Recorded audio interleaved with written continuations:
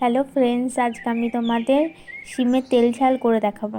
শিমের তেল ঝাল করার জন্য আমার যে যে উপকরণগুলি লাগবে সেগুলি হলো, এখানে আমি কয়েকটি মাঝারি সাইজের গোটা শিম নিয়েছি, পরিমাণ মতো কালো জিরে, স্বাদ মতো নুন আর পরিমাণ মতো আদা বাটা, কয়েকটি কুচানো কাঁচা লঙ্কা আর টমেটোর পেস্ট, কুচানো ধনে পাতা, পরিমাণ মতো হলুদ গুঁড়ো আর পরিমাণ মতো কাশ্মীরি লঙ্কা গুঁড়ো।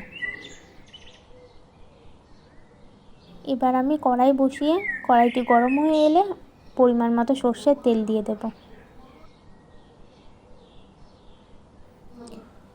তেলটি গরম হয়ে এলে তেলের মধ্যে পরিমাণ মতো হলুদ গুঁড়ো আর নুন দিয়ে দেব। তেলটি গরম হয়ে এলে কেটে রাখা শিমগুলি আমি একে একে দিয়ে সব ভালো করে ভেজে নেব।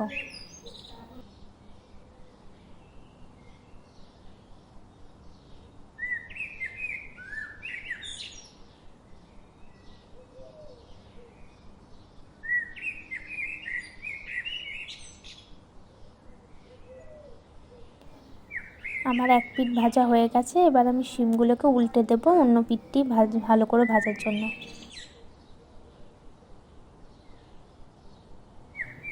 শিমগুলো আমি খুব একটা কড়া করে ভাজবো না, একটু নর্মাল করে ভেজেই তুলে নেব।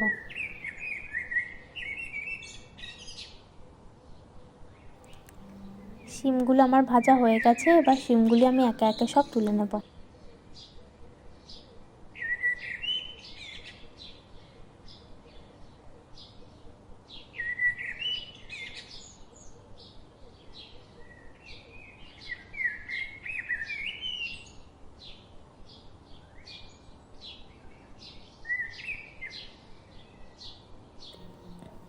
এবার ওই তেলের মধ্যে আমি আদা পেস্টটা দিয়ে দেব।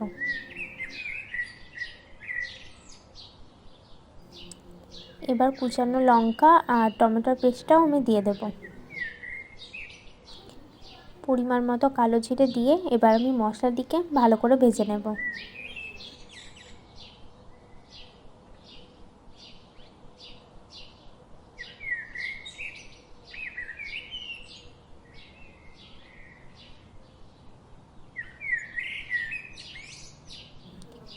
এখানে আমি স্বাদ মতো একটু চিনি দিয়ে দেব। এবার আমি পরিমাণ মতো হলুদ গুঁড়ো, কাশ্মীরি লঙ্কা গুঁড়ো আর স্বাদ মতো নুন দিয়ে মশলাটি আরও একবার ভালো করে ভেজে নেব।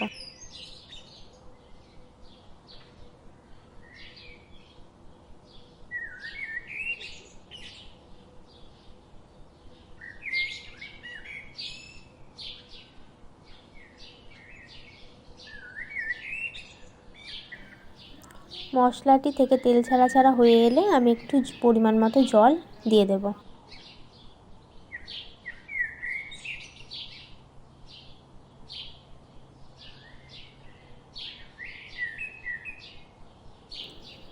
জলটা ফুটে এলে আমি ওপর থেকে একটু গরম মশলার গুঁড়ো দিয়ে দেব।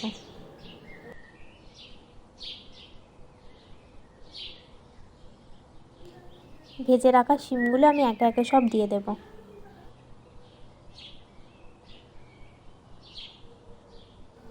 এবার আমি একটু নাড়াচাড়া করে শিমগুলো মশলার সাথে ভালো করে কষিয়ে নেব।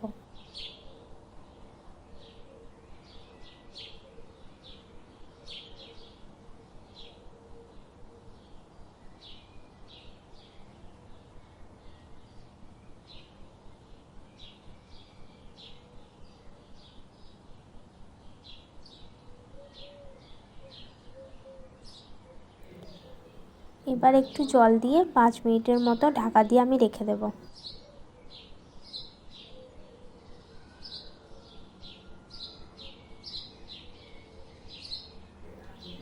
5 মিনিট পর ঢাকাটি খুলে দেব।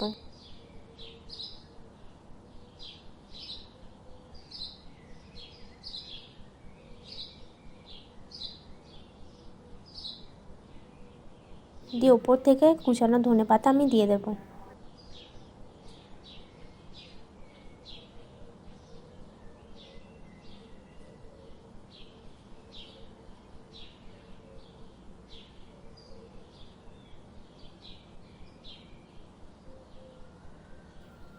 নামানোর আগে আমি ওপর থেকে একটু কাঁচা সর্ষের তেল দিয়ে দেব।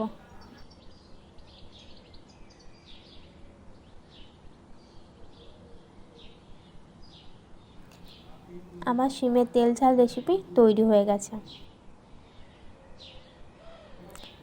এগুলো আমরা গরম ভাতের সাথে পরিবেশন করতে পারি। আমাদের চ্যানেলটি ভালো লাগলে লাইক, কমেন্ট, সাবস্ক্রাইব করে পাশে থাকবেন।